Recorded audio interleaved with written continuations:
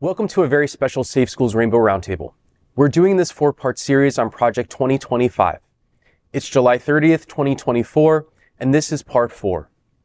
You may not yet know of Project 2025, but you will certainly come to understand its effect on your life starting January 20th, 2025, Inauguration Day.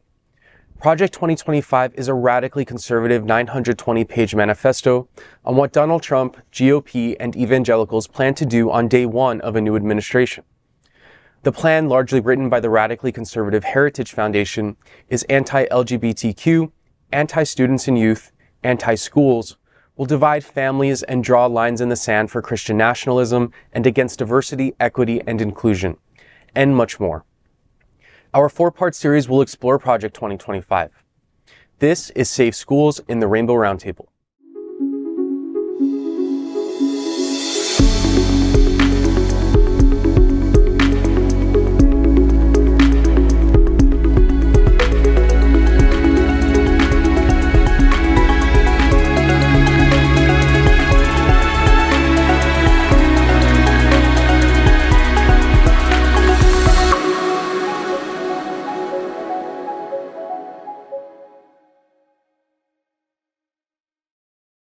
Here's the Project 2025 mission statement.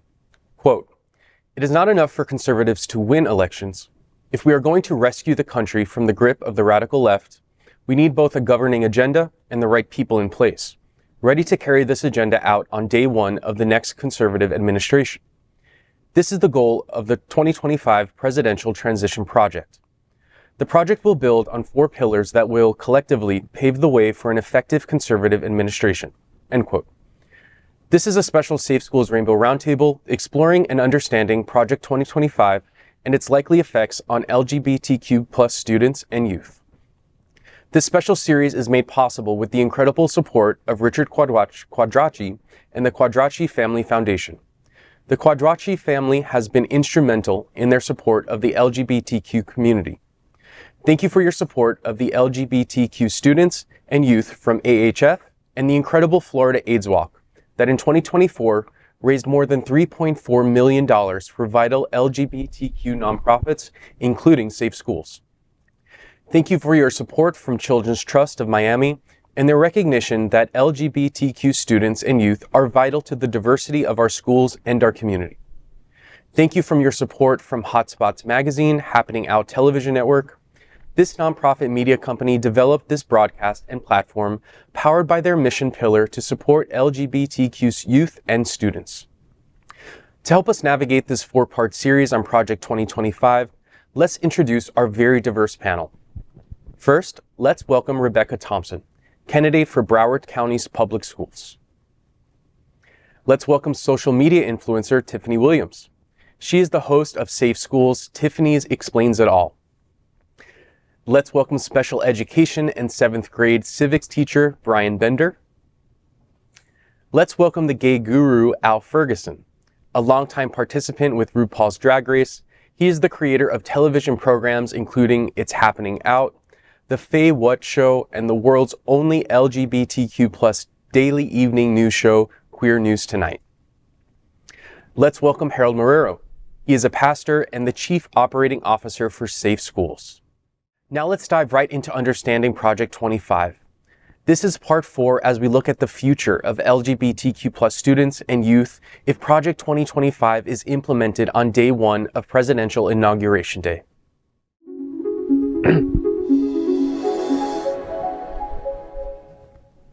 In this final segment, we'll explore the future outlook for our community and discuss why our political system operates as a winner-takes-all reality. We'll also delve into how we as individuals and a community need to get involved in the civic discussion if we want to see change. In the United States, our political system often functions as a winner-takes-all reality. This means that the political party or candidate that wins an election takes control, often implementing policies that reflect their agenda. This system can create significant swings in policy and governance, depending on which party holds power. For queer youth, this means the difference between living in an affirming environment or facing policies that marginalize their identities. Civic engagement is crucial in a winner-takes-all system because every vote and every voice truly matters. When more people participate in the political process, the resulting policies are more likely to reflect the diverse views and needs of the entire population. For queer youth, understanding the importance of voting and being politically active can empower them to advocate for their rights and the rights of their peers. Getting involved in local and national politics, whether by voting, participating in town hall meetings, or engaging in peaceful protests, ensures that our voices are heard and that our rights are defended. Peaceful demonstrations and the power of collective voices can drive significant change. By coming together and speaking out against injustice, we show that there are more of us advocating for inclusivity and equality than those trying to impose a one-sided, toxic religious ideology.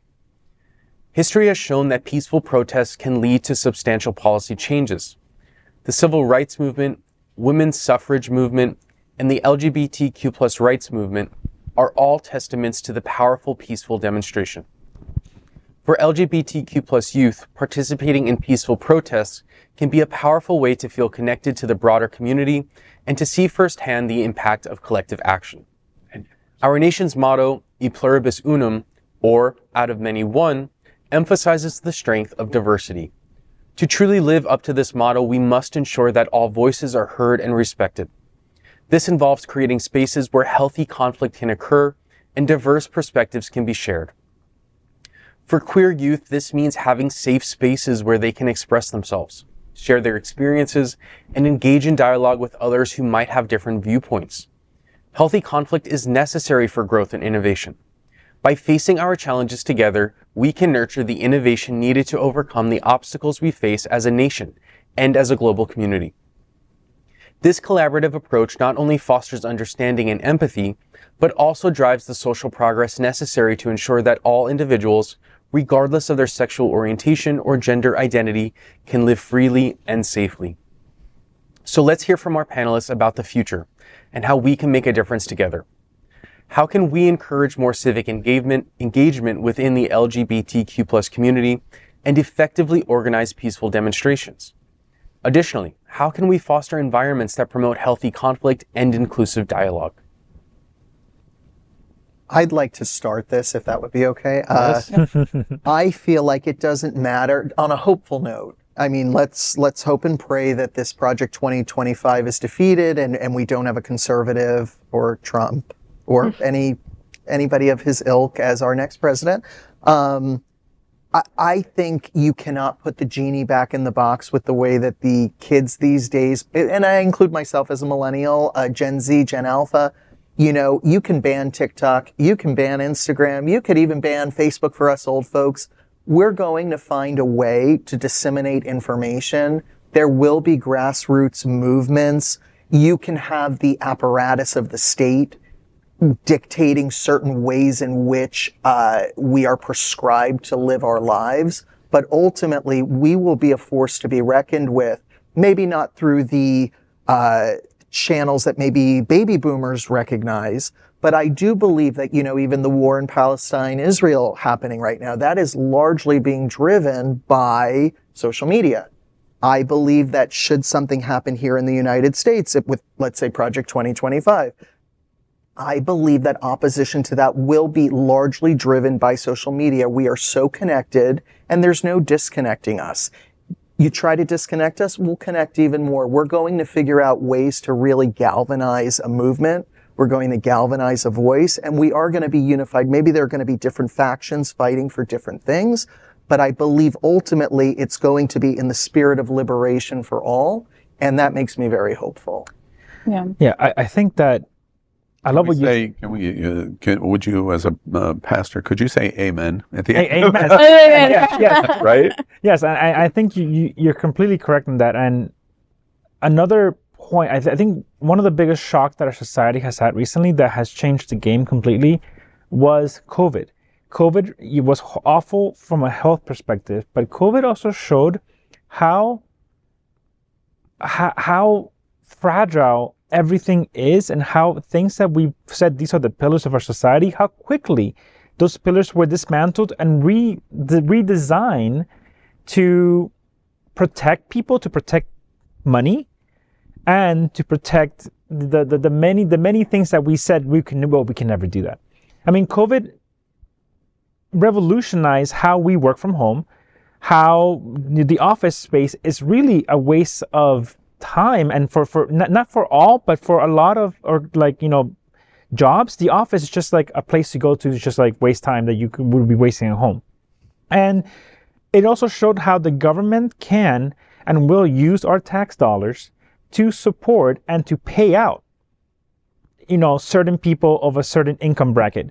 But yet that same government then says, oh, but we can't pay your student loans, or we can't forgive you student loans. But yet that same government gave millions upon millions of dollars to millionaires to continue their millionaire lifestyle. Like there's a disconnect there. And COVID showed us that. It's like, okay, but you did it to the same people that are now saying you can't forgive student debt. You can't liberate a whole generation out of debt. Those same people took millions of dollars from my tax-paying dollars. They took it and they didn't give it back. They just kept it because it was a grant. I believe that, and this is just my cursory knowledge of the prosperity gospel, I believe that even if an evangelical says, I'm not part of the prosperity gospel, I do believe that somewhere deep down they believe that if you're poor and if you need help paying your student loans, that you signed on the dotted line for that, you must take responsibility. And if you can't pay that, that's God's judgment on you. Right. So I believe that it always comes back down to you're a bad person because your life is not going in the way that you want it to, or in a way that is unproductive in their eyes. Right. And instead of addressing the systematic issues that are arising in our society organically and not so organically, right, because of the way that the chips are stacked. And I don't want to make excuses for people's poor behavior. There are probably, we're not a monolith. There are different people in different millennials, Gen Z. The alphas are not yet in college. Or I don't believe so. Maybe no, they're getting close. Okay. So maybe they haven't taken on that student loan debt yet. But I believe that, we were sold a bill of goods that if you take out these student loans, your life will be markedly different and better.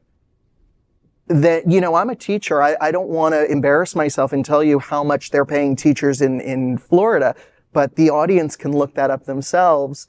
I have to take on an extra class.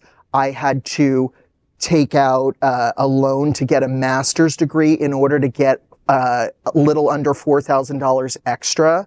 This year, my extra class is not being subsidized by the state or the federal government anymore, so I'm not going to have that. I'm losing $6,000. I'm at the whims of referendum dollars that are going to be voted on again, I believe next year or in 2 years. I have to double check that.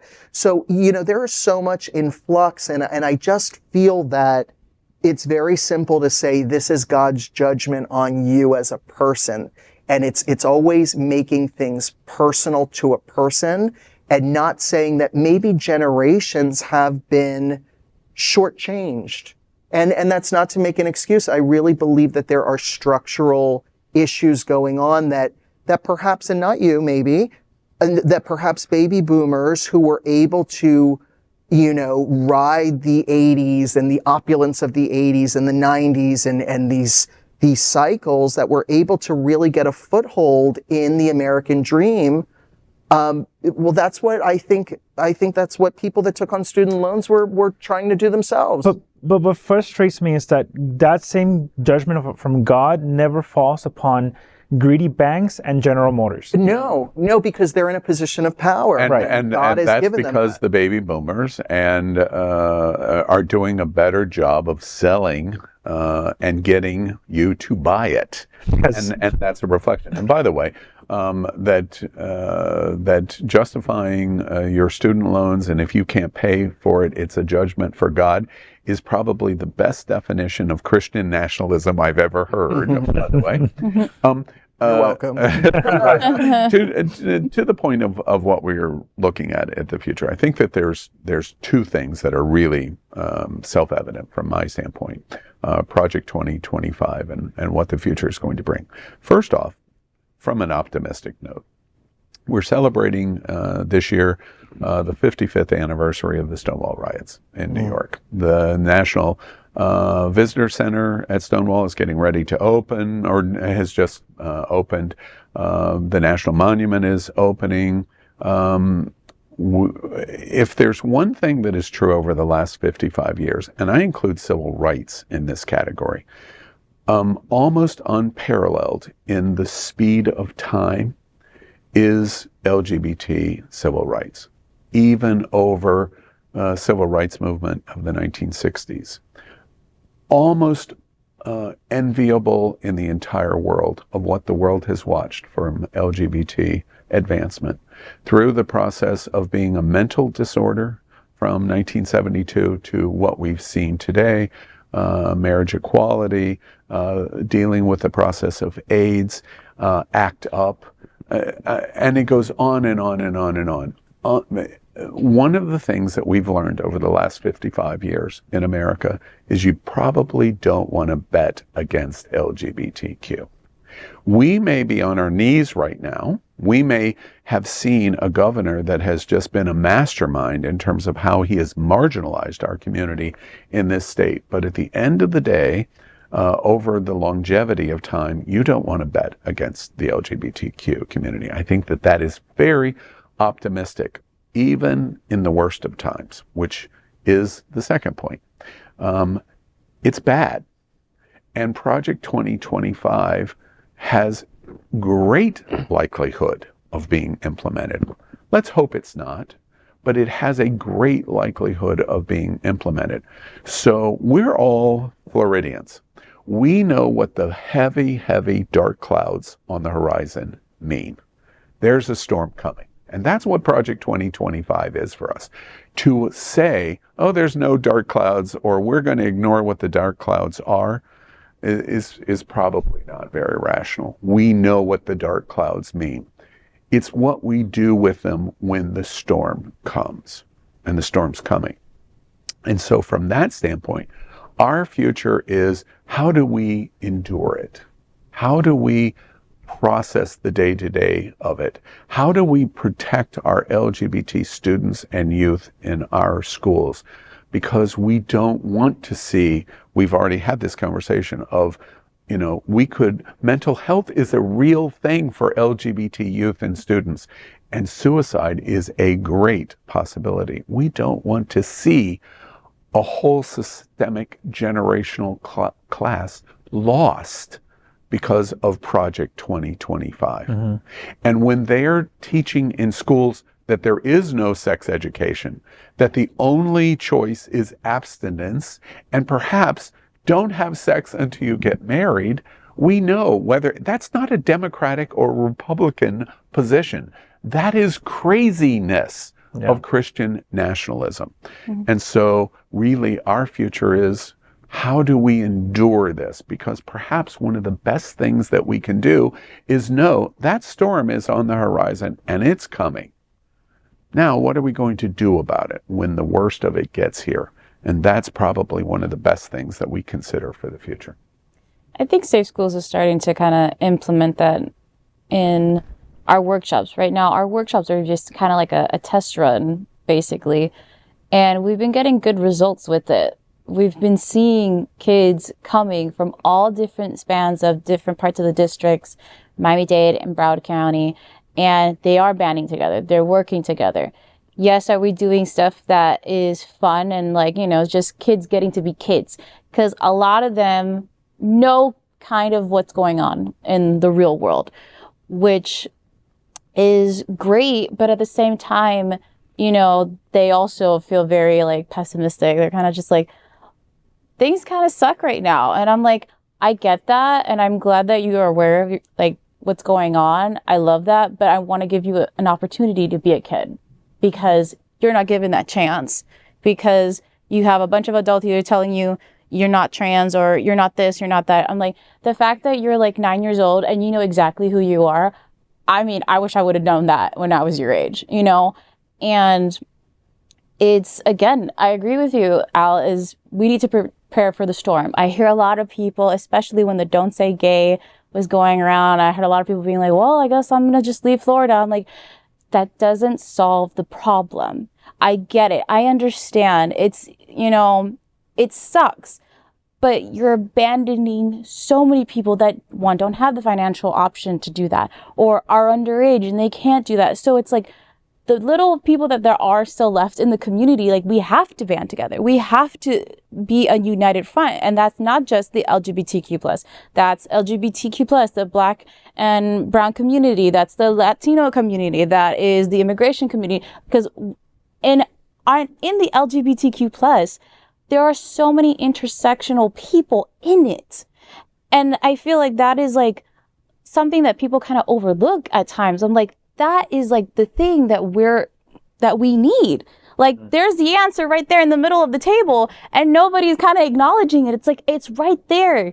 Like, that's what people are afraid of. And I tell this to my kids all the time, is it's hard when you see somebody going through something, like you see somebody bullying another person, you know, especially with the earlier, I don't know if it was earlier segment or earlier, that you tell a lie to someone. What is a bully to someone else? Is you're telling them a lie. Oh, you're stupid, or you're ugly, or you're not smart. You're telling it over and over and over again. That person that's receiving that is going to eventually be like, you know what? They say it so many times, it has to be fact. And I tell my kids, I'm like, it doesn't matter whether you're gay or straight. If you see something that's, you know, is wrong, and if you are the first person to say something, do it. I know it's going to feel awkward. I know it's going to cause a scene, but I promise you, if you start shouting at the top of your lungs, hey, what you're doing is wrong, other people will stop and then start ostracizing, thank you, that person. And then all of a sudden it stops that action from going on. And I think that is something so minuscule, something so small as putting eyes on something. But that is the first domino to hit the other domino, to then create this like ripple effect within the community. Can I just quickly make the observation? This is the baby boomer observation. You likely do not know the movie Norma Ray, won an Academy Award for Sally Field. It's about unionizing oppressive conditions in a shop, in a factory.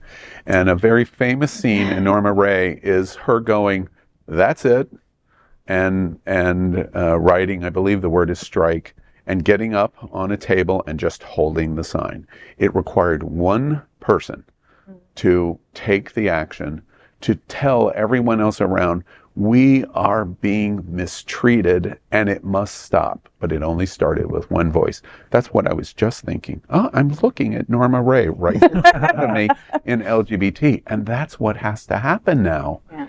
The storm is going to come and we can't stop the storm. But it's a question of what we do about the storm. And it requires an individual and another individual and another individual. When they say you can't talk in the school and we can't talk about gender identity and we can't do this and we can't and then we start to have one person that meets off campus, not in the school, that holds up the sign that says strike. And that's when the protests start. And that's when we start to galvanize our voice. And it starts small, but we are going to continue to fight the storm. We are not going to go away. And history shows in LGBT in America, that's why we've been so incredibly beautiful and dynamic, because that's always been our strategy since Stonewall. Whether it's AIDS, whether it's don't ask, don't tell, whether it was whatever the issue was, that was our strategy for success, and it's always won, and it will win again. Yeah, and I feel like, to go on Tiffany's point and also to your point, Al, the storm is coming. The storm is here. And this is funny that you say that, because that's actually the marketing campaign used to go against gay marriage in California. The storm is coming. There's a whole thing about it. I feel like forming diverse communities that are trained to deal with healthy conflict will create innovation, and to not just weather the storm, but to create shelters against storms like that cannot affect us from a collective level. Too many times we tend to shame the other, to try to, when someone messes up, we automatically go into the attack. And I think that what needs to happen is more rehabilitation, more conversation, less shaming of people that say the wrong thing or do the wrong thing in a community that agrees to have values that says, we will weather this with you, we will talk about it, we will do healthy conflict, because healthy conflict leads to amazing solutions. There's bad conflict, but then there's healthy conflict. And we have forgotten that. And I feel, and so to talk about something that Safe Schools did also, like, and what our own church, No Reservations, did. Yesterday we did this whole pride takeover at a local gay bar in Doral. Now, a local bar that became gay, but we did a pride takeover, so we turned it kind of gay in Doral. And what was amazing about it is that we saw all these people from that community come together. And then one thing they said is like, oh wow, like, this is great. I don't have to go somewhere else to have this experience. I can do it here in my own backyard. And I said, that's exactly what we want to do. And we want to empower you, bring more friends for us to form this community here. And these were Gen Z, like kids in FIU that were saying this. And this is what we must do. We must form these spaces in our local communities, to your point as well, to weather not just a storm, but to start really talking to one another and re-engaging with one another in person, instead of engaging with one another in the internet or through social media, that sometimes we don't even know who it is that we're engaging with. Who knows who's behind that person that's throwing these comments? It could be a bot. It most probably is a bot. Mm-hmm. Final point? I think on a really hopeful note, I think in the face of all the adversity that we're facing, and I do, not that I like the imagery of a storm is coming, but I do think that that's an effective, visual. I think really we should prioritize our mental health. We should really support one another as siblings in this larger rainbow community that we have, really understanding that no person is an island, and knowing that we all need each other and we're all better for it by needing each other and by utilizing each other's gifts, services, and talents. I think that that's very hopeful for the future. And I think just by us shining our light, and our collective light and our individual light, we are going to be able to show the next generations that maybe are not as mired in whatever this 2025 is going to be. Maybe the generation that's going to come up in 10 years or in 20 years, they're going to say, oh my gosh, looking back, that generation had to face this 2025 thing, and that's what I was born into. We're sowing the seeds of a liberation for all just by loving, by being ourselves, and just by caring about our community, and really understanding that by accepting everybody into the umbrella and not saying, oh, this is the ABC 1, 2, 3, LGBT, whatever.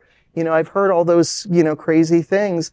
I think by really incorporating all of us into this collective liberation is what is ultimately going to liberate us. And I do believe that no matter what 2025 throws at us, no matter what storm is coming, whether it's a Category 5 or a Category 500, you can't erase people, you can't erase an idea, you can't erase an identity. You can make us invisible in the public sphere, but you're not erasing us. And I think we need to find our joy where we can find it, and I think we should find our joy together. So that's... I know all of you remember this phrase from my generation, and it started by ACT UP, actually, over a protest over AIDS, and how especially the gay community was being treated by the government and society. And we're here, we're queer, get used to it, came out of that protest. And it was a powerful statement, because it said at the end of the day, the LGBTQ community was really talking to themselves. While it sounded like we were talking to non-gay community, get used to it, no, we were really talking to ourselves. We are here and we're not going away. And no matter what you throw at us, we're still not going away. That's what is ahead for Project 2025. Even if it comes, we're here, and you better get used to it, because we're not going away. Amen. Amen. Amen. Amen to that.